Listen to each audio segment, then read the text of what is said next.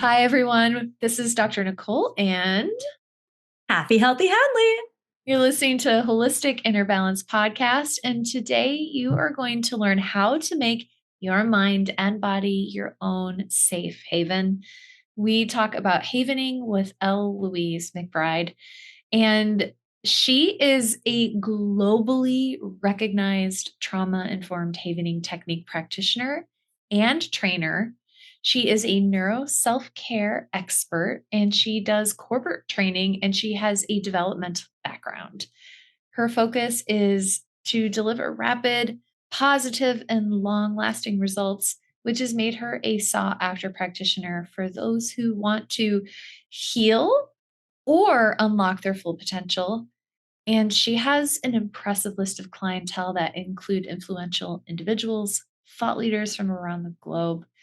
And beyond her one-on-one work, she's an accomplished inspirational speaker, which you'll probably gather from this amazing conversation. She's a podcaster, passionate, brilliant writer, and she hosts workshops, retreats, and she speaks online and in-person events all over the world.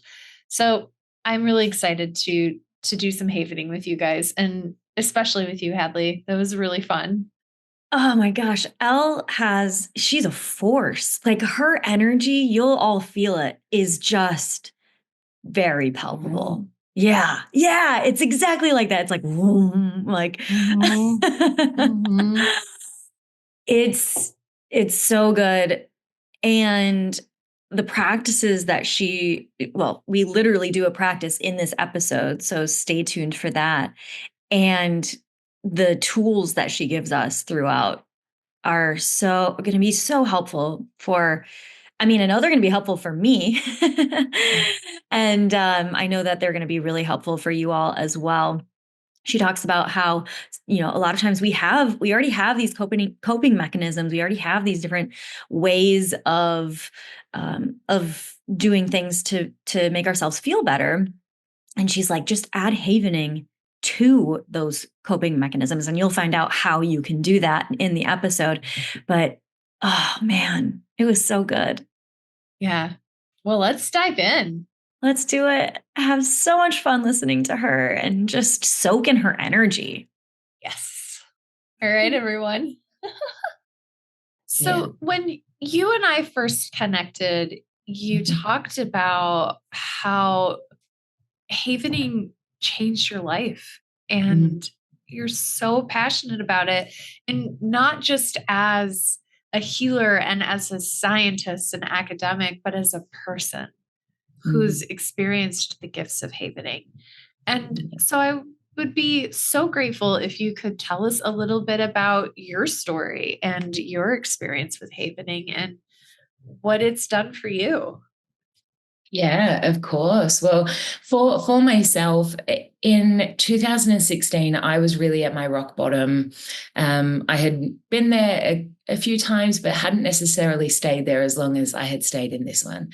So 3 years prior, in 2013, I essentially had a near-death experience, and a month later, I had a panic attack. And in that panic attack, I was reassociated into trauma that I couldn't work out. Is this mine? Is it not mine? Was it true? Was it not true? Was it real? Was it not real? Was it this? Was it that? And for 3 years, I really sat in this space of very complex PTSD, where I was being traumatized on a daily basis by these memories. And I really felt like I couldn't go to anybody. I was seeking out all of the professional help that I could get. Mind you, I really didn't want to go down the path of pharmaceuticals. I'd been placed on antidepressants at 16 and really just didn't like the way it made me personally feel. I'm not against pharmaceuticals in any way. I think that they definitely have their place and they can be so incredibly helpful. But for myself, I just knew that if I had gotten myself into this, I just had this belief that I could come out of it. And so I was really on the path trying to get as much help as I possibly could. And then I happened to be visiting the Gold Coast. Really, I used to run away a lot. And so I had lived overseas for close to 3 years. I'd lived in all the different states in Australia, or almost all of them. And everywhere I went, there I was. I couldn't outrun myself. But things had gotten pretty hard in the town I was living in, so I was ready to go again, but I didn't know where I wanted to go. So first trip was to the Gold Coast. And while I was up here, I live here now, I met a woman in a coffee shop, and she had just been in the UK and studied in this modality called havening. And I just was like, I'll give anything a go at this point. I have got nothing to lose. I'm pretty skeptical about this. I remember watching some videos and being like, oh, that's good for them, but like, I'm really messed up, and thinking, that's a placebo, or like, that's just like a video, very skeptical, but very open-minded to give anything a go. And so the next day we had a session, and the session went for close to 2 hours, but within 15 minutes, there was a disconnect from this memory. It went from being, just say, like right in front of me, to just feeling like it was like a movie or a book. There was this separation from it where I could look at it, I could talk about it, I could understand it a little bit more, but not through the lens of shame and this pain that I carried. And so then I was on a tour of where do I want to live? And so I went to Melbourne, I went to Canberra, and I just kind of kept doing this havening thing on myself, this gentle stroking of my arms or my face. And I just kind of say the alphabet and count to 20. I just was doing what this lady had done on me. Whenever kind of something came up where I felt triggered, or we didn't even use the term triggered 8 years ago, but when I just had this like sense of anxiety, which I also didn't have a label for, but anything that felt unsettling, I would just haven on it. And within 3 weeks, I had left that town, packed up my car, moved to the Gold Coast, and met up with this woman again, Karen Hedges, and she told me that the trainers were coming over from the UK for the first training. And I just remember laughing, thinking, absolutely not. I cannot become the therapist. I need the therapist. Like, I need 1,000 more sessions before I could ever consider this. And little do you know, I ended up in that training, and now I'm a leading practitioner here in Australia, globally recognized, and now I train practitioners of this modality as well. So it's just like a full circle. And I know that havening found me. There's like an intuitive aspect to healing that does come into it, even though it's heavily based on science. And I really appreciate the science. I actually, every year, it's like I grow more in love with the science behind havening. But it doesn't need to be understood in order for this to work, right? Yes. We know that when we do a soothing touch, where, stroking our hands, our arms, our face, that feels quite nice. But if we were to pinch our skin, we know that hurts a little bit. Yeah. So those C-tactile fibers communicate different messages. And so when we look at havening, we're like, oh, it just makes so much sense as to how this works. But then it's backed up by science. And so as a practitioner, I know that changes are happening, biological changes are happening, but also it's very protective of myself. Clients don't have to go into detail. When I sat in that chair with this trauma that had been just suffocating me every day, right, multiple times a day, it was gone. And I didn't have to share with the practitioner. I literally couldn't talk. I sat in the chair, and all I said, she said, so why are we here? And I said, when I was, and I burst into tears, right? There was snot and sweat. Oh gosh, she was a wonderful practitioner holding that space for me that day. And we're still very good friends as well, which is an added bonus. And so for it, I didn't have to share. I didn't have to go into the details. I didn't have to re-traumatize myself. And I remember as I mentioned at 16, being placed on antidepressants, I'd sit in a chair. I was too ashamed to share what I was going through. So I'd give like little snippets or like beat around the bush, as we say here in Australia, to not talk about the real thing. So yeah, that's just a little snippets of my story in there. The full length one goes for about an hour and a half because it's just been a wild journey. Wow. Yeah. Thank you so much for sharing all of that. We talk a lot about on this podcast. We talk a lot about like self-massage and self-touch and how regulating that can be for our nervous system. So I'm sitting here, I have this like black velvet shirt on, and I'm just like stroking the shirt because it feels so nice. I have a pillow in my clinic room that it's like a fluffy pillow, and especially when I work with teenagers and children, they'll just sit there just stroking the fluffy pillow. It's so good. So nice. Yeah. So for our listeners who have not heard of havening, can you tell us a little bit about what the like modality is? You mentioned that there's touch involved, self-touch involved. Can you tell us a little bit more about it?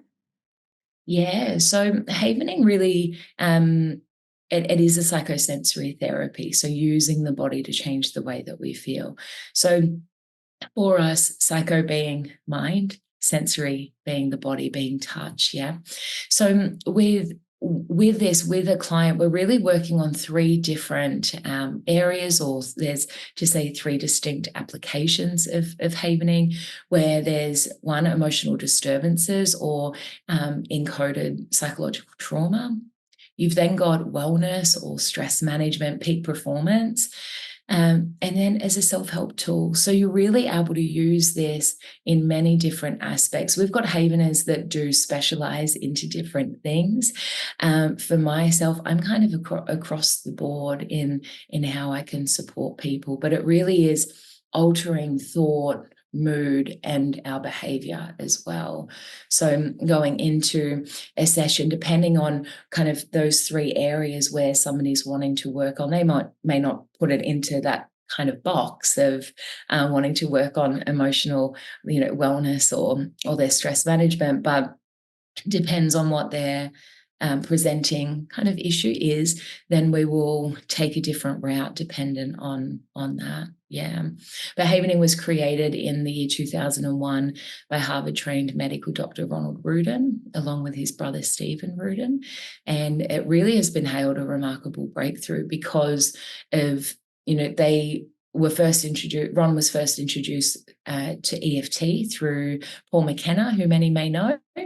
I've been lucky enough to train with Paul in hypnotherapy. And so Paul introduced Ron to EFT, and Ron was like, wow, there's something in this. Recognized that the science behind it at that point was just a few pieces were missing. He kind of was like, I need to figure out what is going on here. And then EMDR really was making its way, which EMDR is using the lateral eye movements, so it really re-sparked more interest. Melvin Harper brought out a study around touch, and there's been so many studies throughout decades around touch and the difference, and children that experience, loving, kind touch compared to children that don't.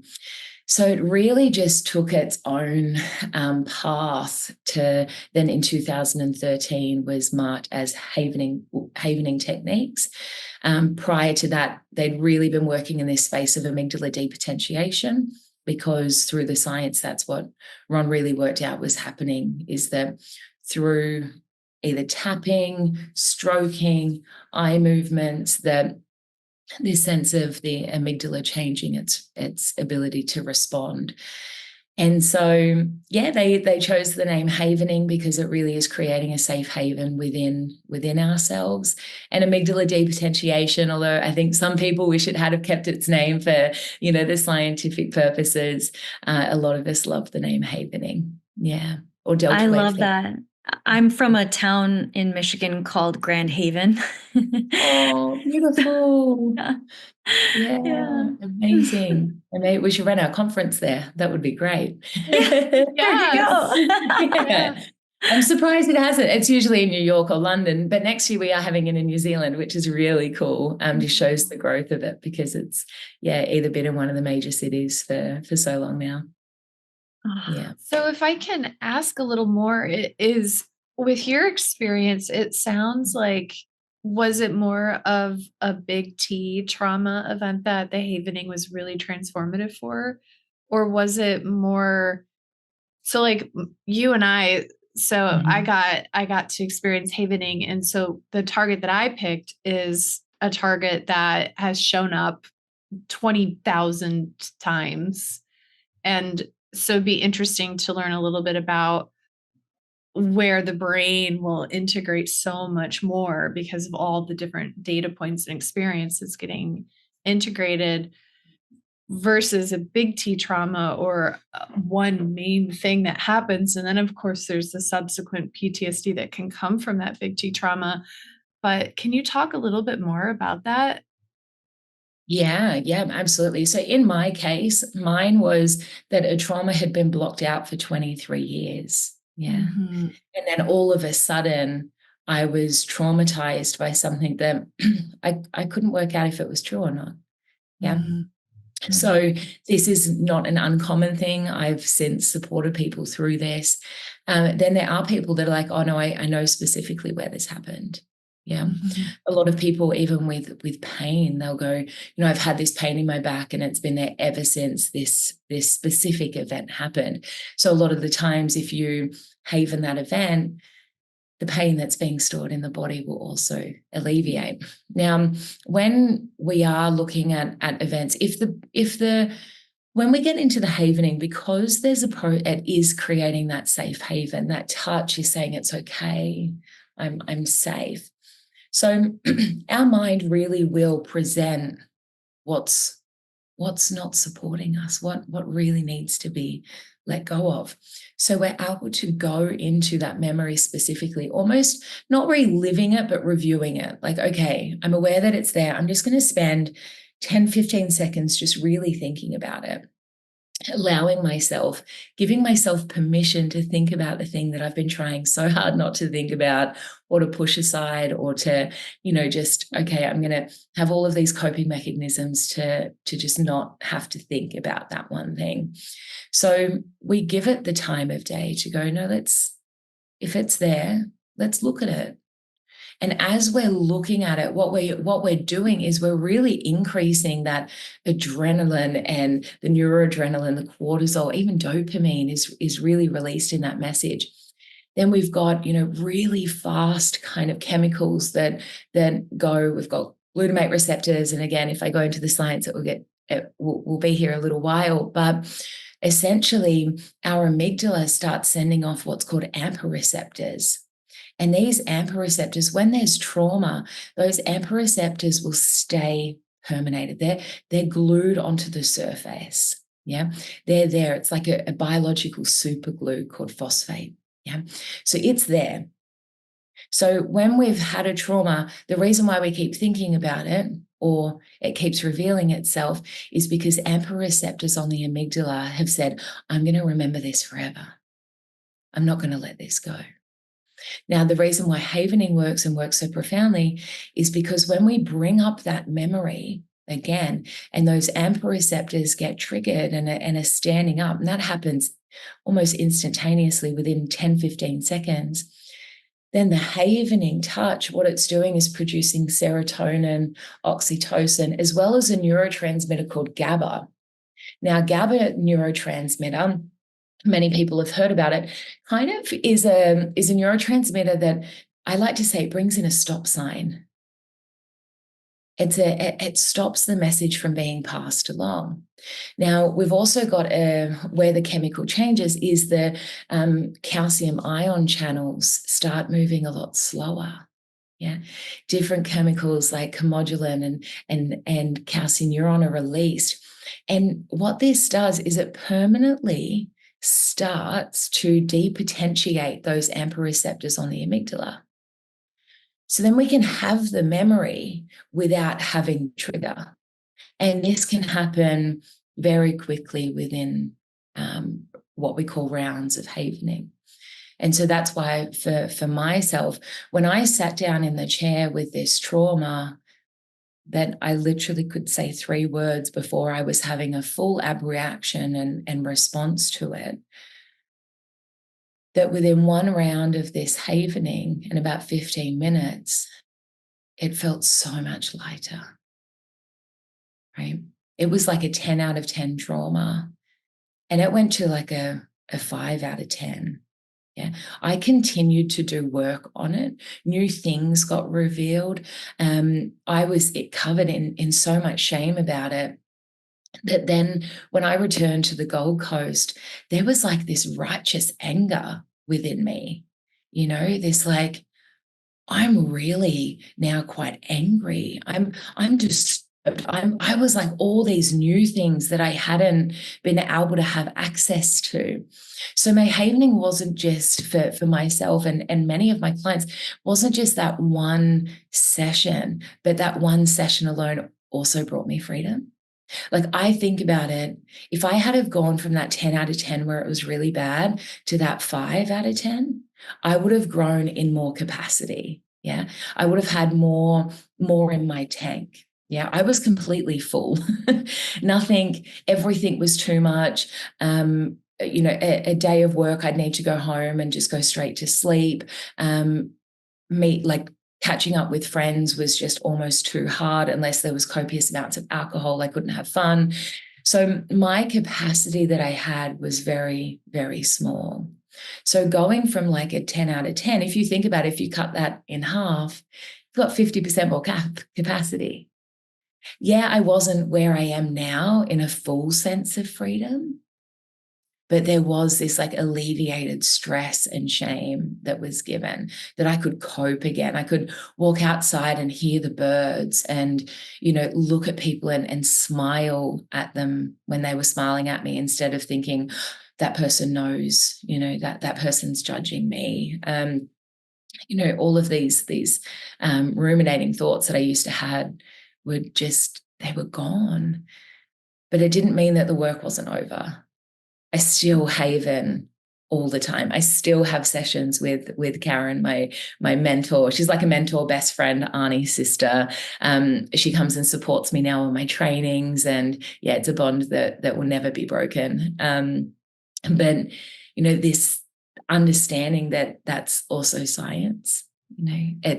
For me, it really just brings this like, yes, okay, I can feel that I'm stressed. I can feel this high level of cortisol. Well, what if I was just to stroke my face for just 5 minutes, even when the times when I don't want to, and I'll just sit there and haven for 5 minutes, sometimes just to music. I'll just put classical music on, which soothes my soul. And I'll just sit there. Other times, if you know a little bit about havening, for those that are listening, you may chant the alphabet or count backwards from, 100 by 6s, something outrageous that's really going to cause a distraction can be a wonderful, wonderful process. Yeah. Yeah. So when you say havening, that verb of havening, you mentioned stroking your arm, stroking your face, and then the alphabet too. Is it so it's clearly not just touch. No. What is the technique, I guess, of what havening as that verb is? Yeah. So we use touch, which is three different areas down our arms, like we're giving ourselves a nice hug. We have it across our forehead and our cheeks, which it's like we're washing our face. And then we have our hands almost like we're we're washing our hands. I like to imagine like there's dirt on my hands and I'm just like trying to get it off, or I'm running my hands under the water and just feeling the soap, or putting moisturizer on. Sometimes I have those visuals. And so then we have distractions, and those distractions can be simple things, spelling the alphabet. Sometimes my clients will go for a grocery shop in their mind. I just had a client yesterday who read 50 books last year. So I said, can you tell me as many of the titles of the books that you can remember? So they can be very simple things like, again, the days of the week, the months of the year, or then they can be quite a lot more personable, depending on the client. And then we also can use visualization as well. Like I said, I'm seeing myself just rubbing moisturizer into my hands, maybe walking down a flight of stairs. And so what the distractions do is they really allow us to access different parts of the brain, because when we're really activating trauma, the thalamus is there, the amygdala is so activated that we really want to start creating more capacity and new neural pathways, and delinking current pathways. And so for the distractions, it's really bringing in the hippocampus, the prefrontal cortex. Like it's the allowing the brain to access different parts and different information, and information that feels really quite safe for us. There's nothing threatening to look, it can be, but just say the alphabet. There's nothing really threatening about spelling out our name or saying what our phone number is. I remember learning the hard way. I was doing a group presentation once, and I thought, oh, it'll be great. I'll get everyone to visualize that they're walking down 20 flights of stairs. So I've got this beautiful group, and I say, okay, now we're going to start havening. And it was about 3 or 4 distractions in. I said, we're going to walk down a flight of stairs, and so we're havening, we're all counting, and we go through this wonderful process. Everybody's sharing feedback afterwards of like, oh, I was feeling so stressed about this, and now I've got new clarity. And someone was like, wow, like I went really deep and like went into something that was really quite heavy, and it's fully shifted. And then another lady says, oh, I worked on a memory of when I was younger and I was pushed down the stairs. She said, so when you asked me to walk down the flight of stairs, I kind of got triggered. She said, but by the time I got to the bottom of the stairs, the memory felt so different. So, it's just so fascinating that something can be triggering at the same time as really healing. So, wow. In her mind, she was like, it was wonderful because I just saw myself walking down all of the stairs this time. I didn't trip and fall, and so it's just so wonderful that even though sometimes it can be triggering, we can use that trigger, right? We can go into those places. But, with my one-on-one clients, there's definitely more history taken, and we're learning, what's going to work. Well, I never assume that everybody knows how to say the alphabet, or, because for some of us, we think, it's been 30 years since I've said the alphabet in school, or to count backwards. So yeah, we really personalize it. Yeah. And so it sounds like the process would be, you identified the target, that thing you want to work on. So like being pushed down the stairs or whatever it is. And then you focus on it, you notice it, and then you distract and soothe. And so you do the havening and you do the counting in the alphabet. And I think that's really neat because it's like, what's the word? I'm trying to find the word. It's like where I don't know, desensitization. It's a systematic desensitization, right? So you like pop in, it comes up, and then you reprogram. You pop in, it comes up, you reprogram. So it's like a way to slowly drain it out. And we keep going back to the event and checking back into the event as well. And each time we usually check in, I never assume that it's changed, but I'm just simply asking the client, what do you see now? What do you notice? And again, I'm really wanting them to go into it and find the discomfort, or find the emotion, or find the emotional pain, even the physical pain. Had a client yesterday who just said, emotionally, I feel so much better. I just have this heaviness on my chest. I said, great. I want you to just focus on that heaviness in the chest and, everything that represents. Because sometimes we don't have words for what it is we're feeling. Yeah. It's like when we say, how are you going? And people are like, good, because I don't know how to answer it. Yeah. We don't know how to communicate what we're feeling, because what we're feeling is often very complex. And, as much as I love talk therapy, I have benefited so much from talk therapy. Absolutely here for it. But the benefit of talk therapy came after I had done the work on the things that I couldn't talk about. Then I had this huge desire to be like, I want to talk about this now.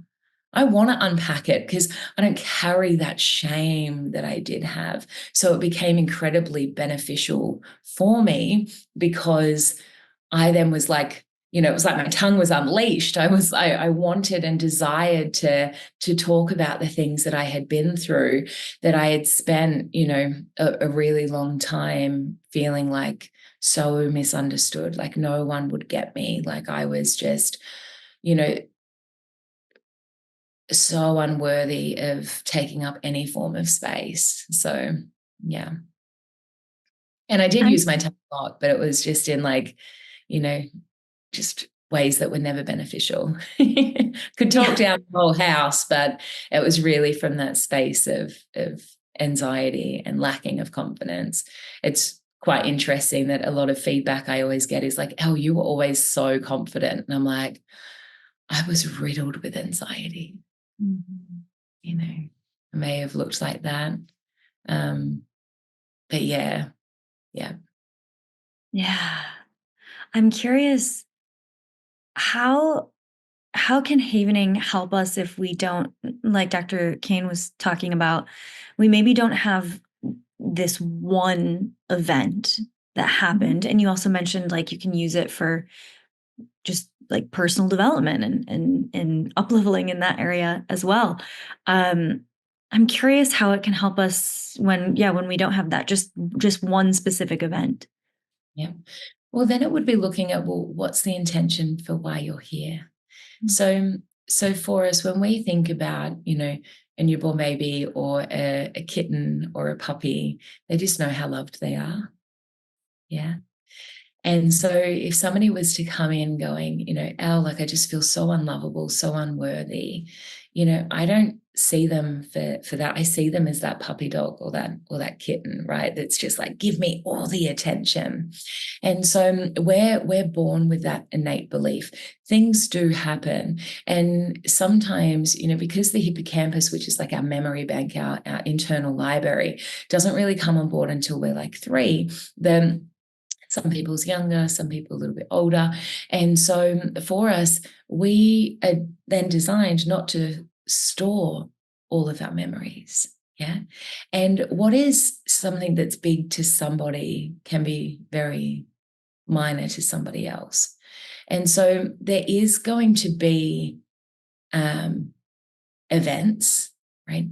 But we don't need to remember those events. Within the havening techniques, we have got a lot of different techniques. Yeah, it's most prominently, and when you look on the internet, if you were to look up havening techniques, I can guarantee you'll find processes which is called event havening, where we're specifically targeting events. But when you work one-on-one with a practitioner, or you decide to become a practitioner yourself, you actually learn a lot of different protocols that come with the practice too. So it's not necessarily like in a session we're going to go, okay, now we're going to use event havening, and now I'm going to go into transpirational havening or event or affirmational, informational, outcome, or role. That's all of them.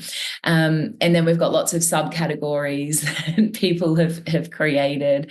And so for it, there's a lot of tools. So we may not have one memory, but we may go, look, there's like 10 memories. How do I choose? We can work on those 10 at the same time. But a lot of the times what also happens is that somebody may not remember. And then when we start havening, the brain, once it starts to feel a little bit safer, it's trusting to say, if you're working with myself, it's trusting my voice, my guidance. You're working again through some of that shame or the emotions that have come with it, the anger. And sometimes it can just reveal itself. And sometimes it's not. I say there's big T and little t, right? There's the big traumas and then there's the lowercase traumas.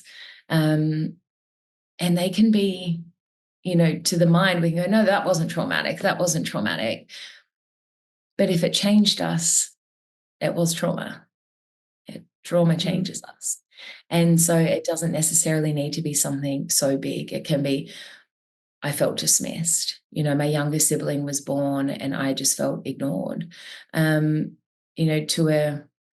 a 3-year-old that's been, the star of the show for 3 years and the world's revolved around them, it'd be rather traumatic to have somebody else come along and the attention's all on them. So, for us, yes, we're absolutely doing our best. Our parents did their absolute best. But there's going to be stuff. There's always going to be stuff.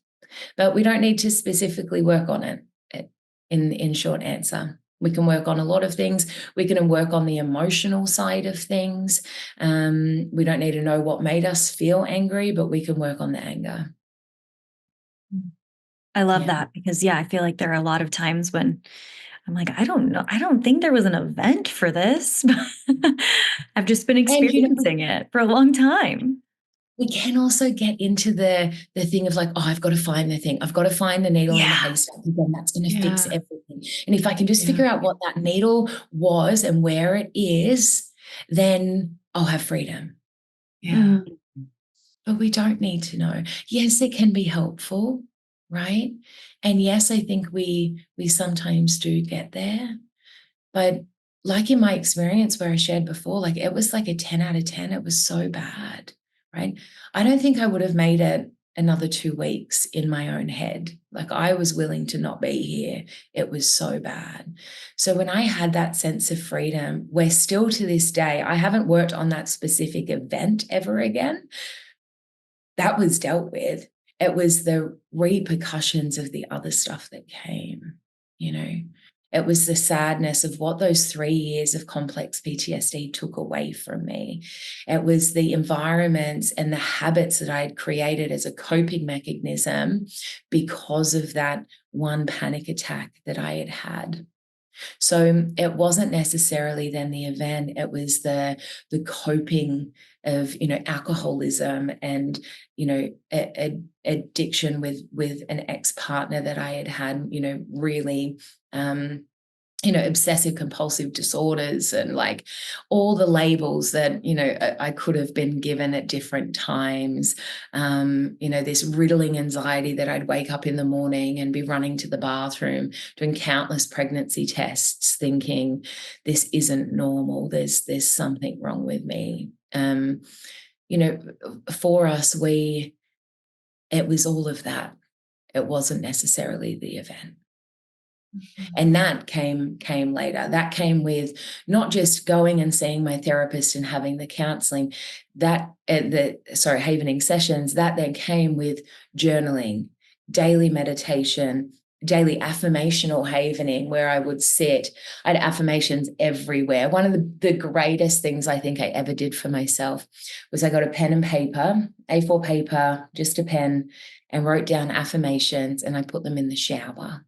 And anytime I got in the shower, I'd read out my affirmations. I've still got this piece of paper. It's actually framed now.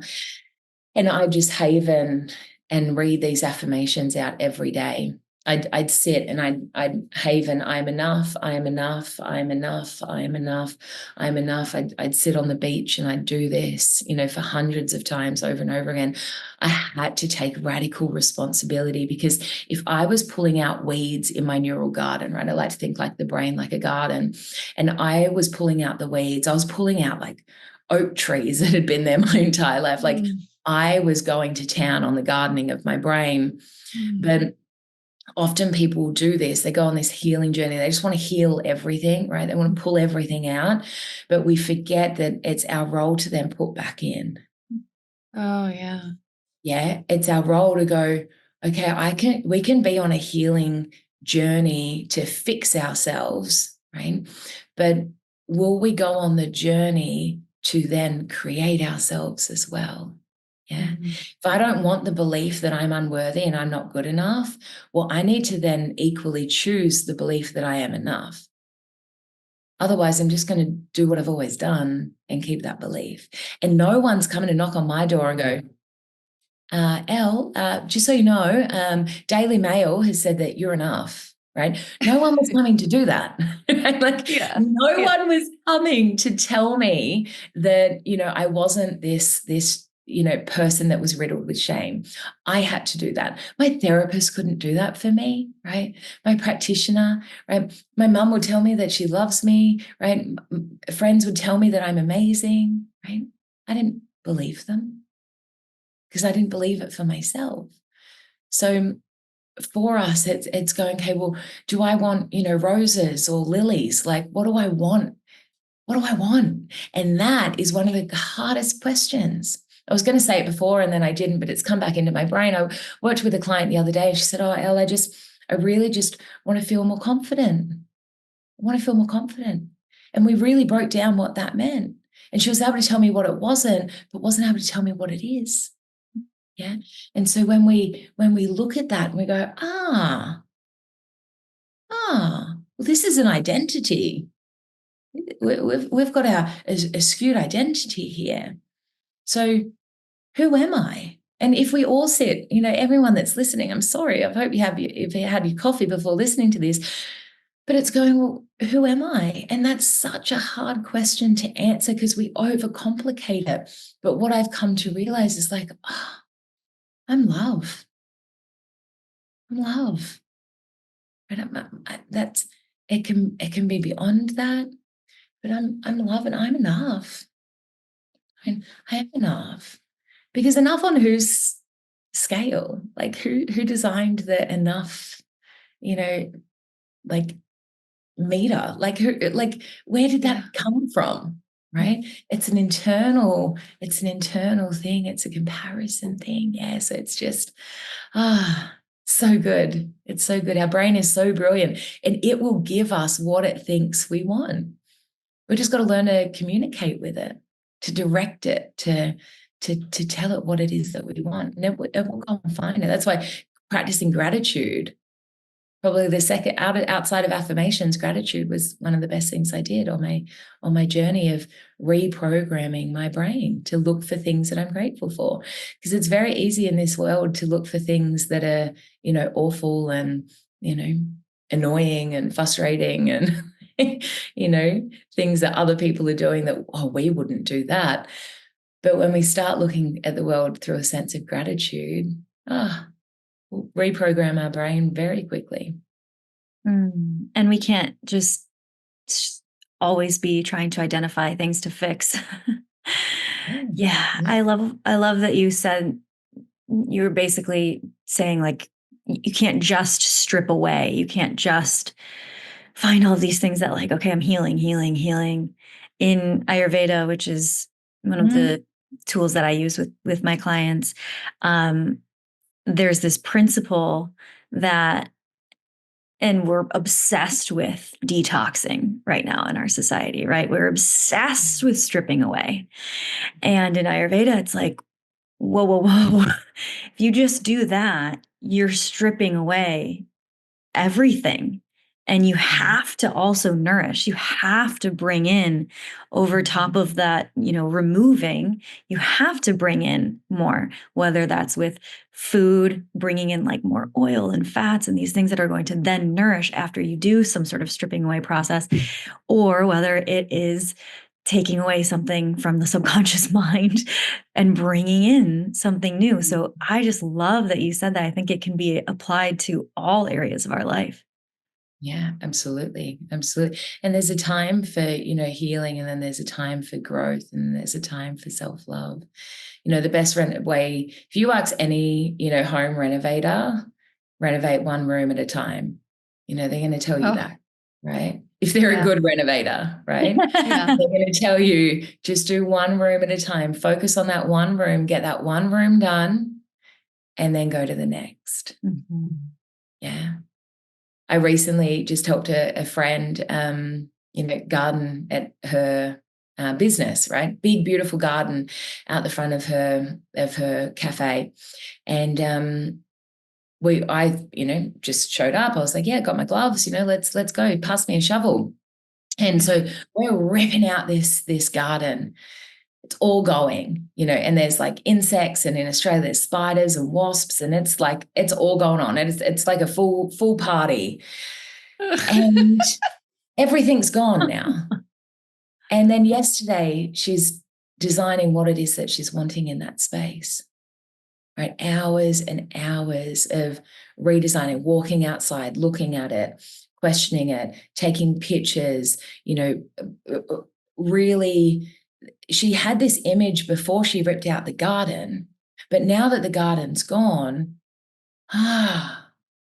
it's clearer, more ideas, there's more space for bigger ideas, where before it literally her cafe was just covered in a garden, right? Beautiful garden, right?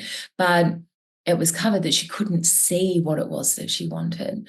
So again, here comes the another layer on top of this, of so many people in that healing journey, not knowing what to pull out, thinking, I've just got to do it all at once. Yeah.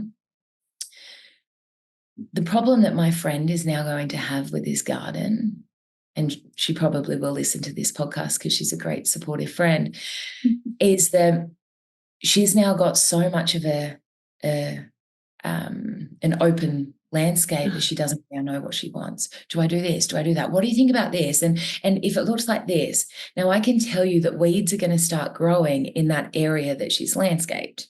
Yeah. Yeah. Things are going to start happening in that space. But also, if the people that used to come to the cafe, this beautiful cafe with all this greenery, it's going to look pretty bland for the next month or so until she fully gets it done. Because she didn't rip out the gardener and then say, okay, landscaper, now come in and build the retaining wall that I want. They didn't show up an hour later. They're yet to be booked, right? Decisions are yet to be made. And so this is the thing for so many of us, is we go, okay, I'm going to heal because I want that. But often when you heal and you go through that journey, what you thought you wanted, you're like, oh, I can do better than that now. Yeah. And I can have more than that now. Worked with a lady yesterday, and she was working on, quite a traumatic experience in a relationship and a big decision. Then that relationship ended, and she's for 2 years been, hoping that potentially they'd get back together. And she's been holding this hope in her heart. And as we were going through the journey and the experience, and this is like her third or fourth session, at the end of the session, she goes, actually, I don't even know if I like him. Oh, wow. But she'd been entertaining that out of the shame that she had carried around the decision that they had made about their future. So, it's just like when we go through that healing, we go, oh, wow, the possibilities can open. But it's such an individual journey for us all. So how can someone get started today, just putting their toe into havening? Is there just a quick little exercise that they might try? Yeah, absolutely. On my my YouTube channel, there is a 10-minute guided session with me, and I highly recommend it. I still to this day send it to my clients. It's a wonderful process where you're actually viewing it at the same time, so you feel like we're doing it together. If you don't have YouTube, or you're going to do and you don't have the minutes and you want to do it right now, highly recommend it. What you'll do is just go with how you're feeling right now in this moment. Yes, we've talked about how havening can go in and truly change the landscape of your mind and heal this trauma. I tell my clients, don't go digging for it, but if it shows up, haven on it. Yeah. So if there's something that you're feeling, do we have time to like even just go through it? Yeah, Like, let's do guide you it. both through something? Okay. Yes. We're aware of the touches. I've been visually being able to see you even just stroking your arms. So a reminder, shoulders to elbows, like 1 stroke per second if the clock was ticking. And then across the forehead, down the cheeks, if that feels comfortable for you. And then we have the hands. So anywhere that feels best for you. All right. So let's get started. Again, let's not go into, some major tea. Let's just go with how we're feeling right now in this moment. So I'll have you pause the havening touch and close down your eyes if it feels safe and comfortable. Please, if you're driving, just skip this part. So just allowing yourself just to be present with what's there in this moment. Any physical sensations, thoughts, and allowing yourself to really sit with any heaviness, anything that feels unpleasant. Just be with it for another 10 seconds as I go quiet.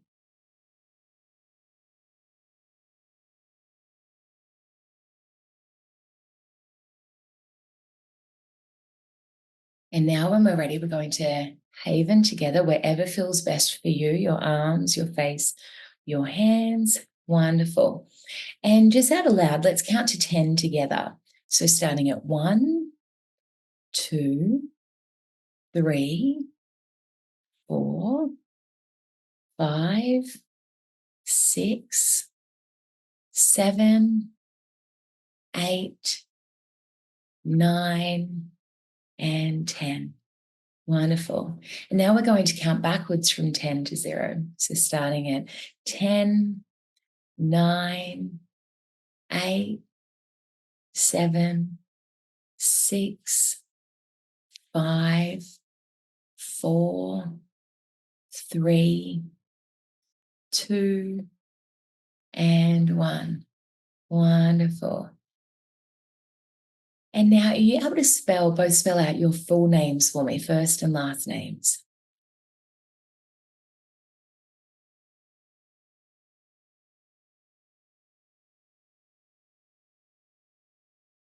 And now we're going to say the alphabet together. So starting A, B, C, D, E, F, G, H, I, J, K, L, M, N, O, P, Q, R, S, T, U, V, W, X, Y, and Z. Wonderful. And now, just one more time, we're going to count backwards from 20, and we're going to see if we can do that by twos. So 20, 18, 16, 14, 12, 10, 8, 6, 4, 2, and 0. Wonderful. And now just resting your arms, taking a nice deep breath in and out. And you can take a moment and just check back in on how you're feeling. And then you can just repeat that again, that process again. applying the touch. You might then choose to finish with an affirmation. And let's do that together now. So you may have wanted to have repeated that process or paused it, gone back. My favorite affirmation is, I choose to feel safe, peaceful, and calm. All is well. I choose to feel safe, peaceful, and calm. All is well. I choose to feel safe, peaceful, and calm. All is well. And maybe there's an affirmation that's on your heart, something that you're wanting right now in this moment.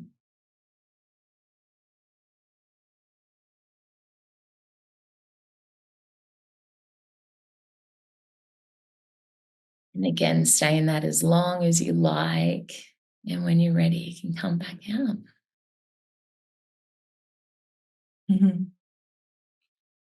So that's a really simple way of looking at havening. So those distractions, again, you could go back and repeat that a few times, or even just write down those distractions. A lot of my clients will have like a list of distractions in their phone. And then if something comes up, they just take themselves off to the bathroom if they're at work, or, they're in the shower, and they just look at their list and, okay, A, B, C, D, E, F, G.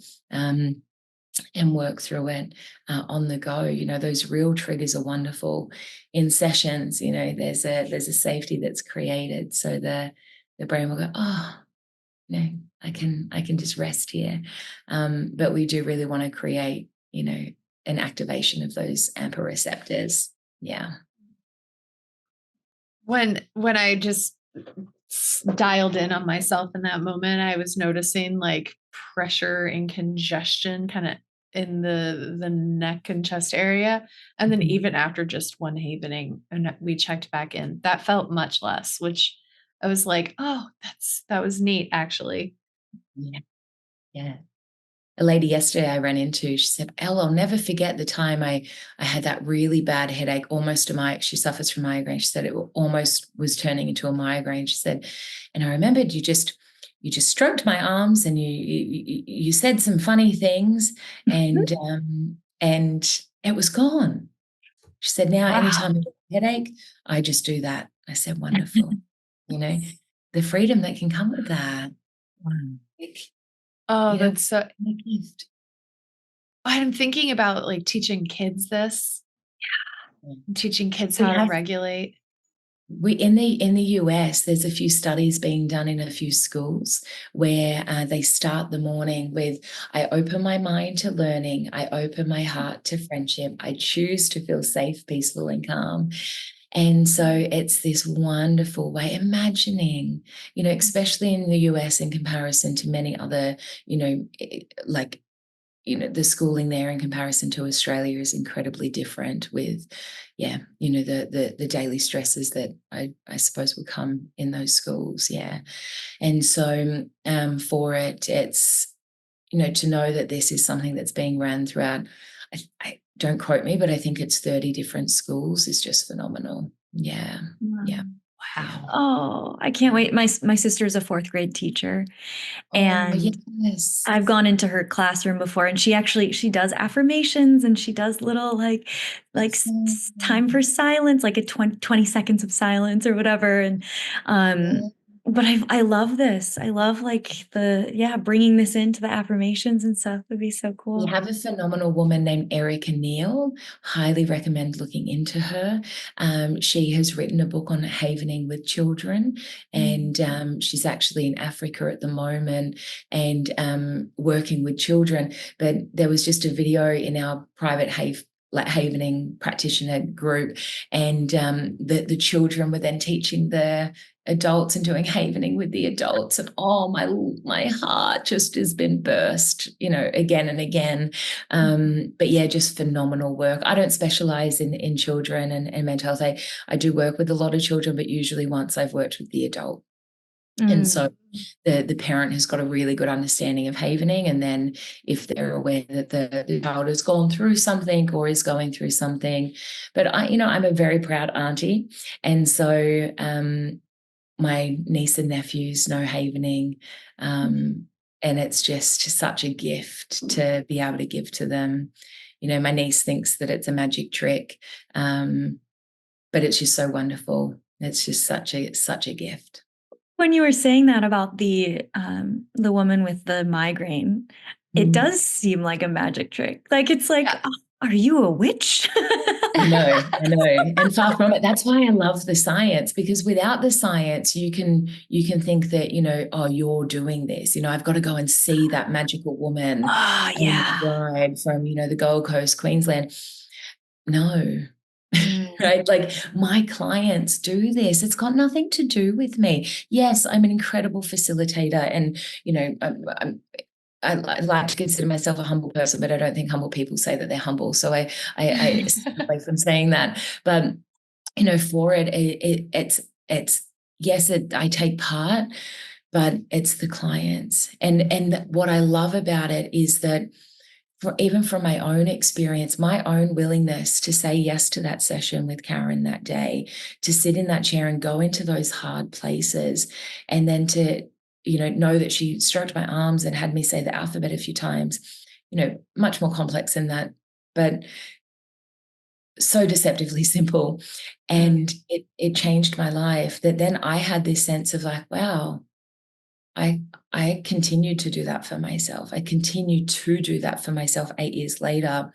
And, that it makes it so much more self-empowering. I didn't have to go and I had to rely on somebody else to guide me through those hard places, like I would if I was to drive to Brisbane today. I have no idea how to get there without my GPS. Yeah. So the guidance is really good. Yeah.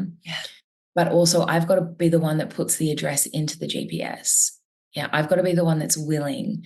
So for it, I love that there's this, ability, this self-reliance, which then creates resilience. Yeah. And when we're more resilient, things are less likely to impact us, because we're either feeling really resilient or we're feeling really vulnerable in the landscape of our mind. My friend's garden right now at her cafe is really vulnerable, where a few days ago it was really resilient. It was flourishing. There's one palm tree, I think we pulled a few too many palms off. I don't know if it's going to be here in 6 months because its environment has changed so much. Yeah. I won't again say that to her. She's listening. Yeah. But I really, really appreciate and honor that, is like you were both saying earlier, is we want to detox, we want to take it out. But I think just as importantly, it's like the balance of yin and yang, the light and dark, all of the opposites, is we want to add while we take away, and add and take away. Yeah. I always think about it like, if you've ever met a 2-year-old, how they'll hold on to things. They've got that hair tie in their hands and they ain't going to let it go, right? And it doesn't matter what it is, they're not. I've got a 3-year-old dog, and I remember when he was a puppy, he did not want to let go of my shoes. So I'd have to give him something that was more entertaining. Yes. Yeah. I mean, it's the same. Like, why do we think that we are not still that 2-year-old? Right. Like, we are still that 2-year-old. And so, it's going, okay, well, if I don't want to feel shame, pain, anger, resentment, what is it that I want? But if you ask somebody when they're covered in shame and pain and resentment and hurt and anger, what it is that they want, 99% of the time, they're going to say, I just don't want to feel like this. Yeah. They've lost sight of joy and happiness and self-compassion that they don't even know. I had another lady the other day, and she came to see me and she said, Elle, I just been feeling really tired since our session, just this like deep sense of like, I get into bed and I'm just falling asleep straight away. And I said to her, well, are you tired, or are you feeling rested and restful and desiring rest now? And she was like, oh, wow, yeah. She was like, I knew it wasn't tired. But for her, she didn't know that another reality was available to her, because tired was like an easy label that she could give it. Yeah. Right? But when we've been carrying around a couch into every room that we've ever walked into, and then we finally put that couch down, there's going to be a sense of like, oh man, wow. Like, I didn't realize how hard that was. Yeah. That was taking a lot of energy to just simply get through a day carting that, 3-seater sofa everywhere I went. Yeah. And then that's where sometimes the anger can kind of come up, or but it's this righteous anger. It's not anger like, we have been shown that, puts holes through walls. It's this anger of like, I've been taken from, I've my peace has been disturbed, and it wasn't out of my own will. There's this anger that can be incredibly motivating at times to create change. We need all emotions. People come, I just want to get rid of this anxiety. I've been anxious for 25 years. I say, well, no, you haven't. No, you haven't. You've experienced high levels of anxiety, and you're never going to get rid of it. I said, you're never going to get rid of anxiety. You need it. When you get to the edge of a cliff, you want anxiety to tell you that you should take a few steps back. I said, but you just don't want anxiety when you go to the shopping center. Yeah. You're experiencing anxiety. You don't have anxiety, right? Because if you had anxiety, it would be 24 hours a day. You wouldn't be separate from it. I said, do you have anxiety when you brush your teeth, when you brush your hair? No, I just brush my hair. Okay. You don't have anxiety. You have a nose, right? You have fingers. You don't have anxiety. Where is it? Yeah. It's showing up, right? But it's not something that you have. It's something that you experience. And it's the anxiety, not my anxiety, is the other advice that I give to people. The anxiety, not my anxiety. My nose, the anxiety gives it less power. Separates you from I am X, Y, or Z, but rather I experience. Yeah. My good friend that's got the cafe, she's really making an appearance today. But she's got a new dog, new little puppy. So I brought my dog to come and meet her dog. And my dog's 3.5, so doesn't really care for a puppy. And I can tell you right now, I love my dog more than I love her dog. Right? There's a learning in this, trust me. I love my dog more than I love her dog, right? My dog is mine. Her dog is outside of me. The care factor is less. So when I say my anxiety, there's an attachment from me. When I say the anxiety, there's less of an attachment. Yeah. And so when we're working on, healing things, depression, my depression, the depression, it's a visitor. It's a visitor. It's come, it's in high frequency, and those neural pathways have fired together for so long that they've wired together, and we know that with neuroplasticity that we can create those changes. I'm writing that down too. Your anxiety is a visitor. I love that idea. Yeah. Thinking about it like knocking on the door. I'm back. I'm here. And when it comes here, we either go into like that high cortisol, right? That high stress, it's here, right? And I remember that, guys, listening, I get it. I get it. It was there every day, and it didn't even knock. It just opened the door, right? Yeah. I didn't even see it coming, and it was just like in bed with me. It was a horror movie. Yeah, it was a horror movie. And, and I was coping. Nobody knew. Nobody knew, right? Nobody knew. That's the hardest part. And so, now when I tell people, they're like, oh, I had no idea. I'm like, yeah, of course you didn't, right? It was an internal battle every day for me. And so for it, with this, it's knocking on the door, anxiety is coming, right? It's rearing its head. If you've got coping mechanisms, sometimes you can see it coming. If you don't, well, it's just going to open the door. But that high adrenaline, cortisol that's triggered the anxiety. Add the havening, you get the serotonin, the oxytocin after a few minutes, you'll start getting glutamate and GABA neurotransmitter, a slow calcium ion channel, right? It starts changing the way that we're feeling. A few minutes of this, and then, you might do the good old, what's 5 things I can see, 5 things I can smell, whatever tool you've already got, just add havening to it. Yeah, add that touch to the tool that you're already finding is supporting you, and within that, there will be a change. We know that love drowns out all fear. Yeah, there's studies done on it.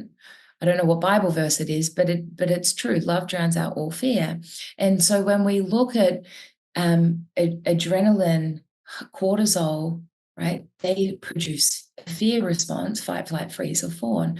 Serotonin or oxytocin produces the love chemical.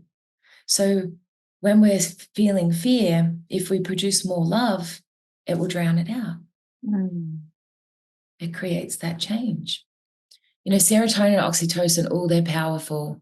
I supported a birth on Monday. We do havening birth, and this is a client, she'd had 2 very traumatic births prior, and we've built a beautiful, therapy client relationship, and she's now studying to be a practitioner of this modality, and so she was pregnant with her 3rd child. She'd had a miscarriage in between the 2 traumatic ones and then this one, and so we'd done a lot of work on releasing trauma, things around motherhood. And then she asked if I would come and support her in the room and the delivery of this baby. Incredible experience. And, we're havening leading up to the birth, and then we're havening during the birth, and very similar to how you would use hypnobirthing, if you're familiar with that practice, but you're using havening instead. And this was the following Monday. And so then this week I caught up with her again, and I'm just holding this baby, this newborn baby.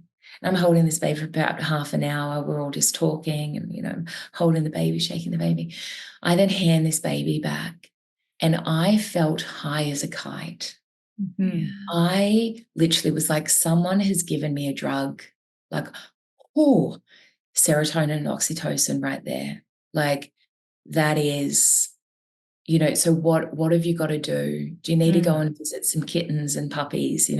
Go and stare at the birds, go take yourself for a walk, do something that is loving to yourself. I said I did a presentation last night to a group of people, and I said, the greatest act of self-love that I give myself at the moment is having a shower at 5:15 p.m. in the afternoon.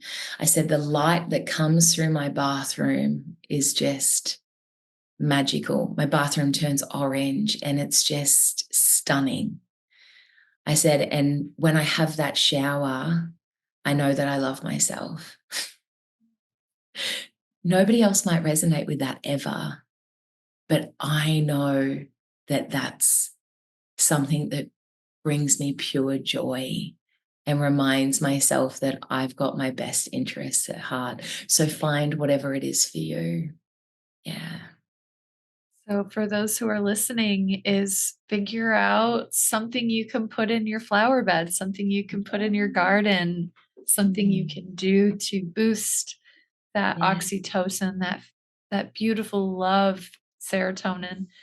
And people are going to want to learn more about you. I'm sure they're going to want to learn more about havening, and we'll include the links that you gave us in the bio. And what would be your favorite way to connect with listeners? Yeah, my favorite way, I love when I get the Instagram DM, hey, Elle, just listen to you on this podcast, or, my takeaway was, or, I get emails quite often about my YouTube video. There's one woman that she was like, I've just done it every day for the last 30 days and, just created so much change in my life. Like, so cool. I have no idea, So yeah, that's there. One-on-one sessions are available anywhere in the world. Trainings are available anywhere in the world as well, just online. So yeah, it can all be found. Instagram really is the main place. we'll try and be better at TikTok. But I was saying that this time last year and I didn't really do anything with it. So we'll see. But yeah, it's all available there. Yeah. Perfect. And we'll put all of those in the show notes as well. So if anyone just wants to go and click a button, you got it. Yay.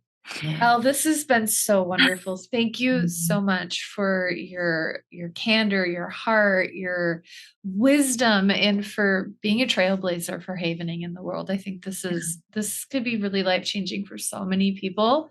And so for those who are listening, go and find that YouTube video or rewind this video. And she gave us a lovely little moment. And so I hope that it's great, and let us know, send us all a message and let us know how it goes.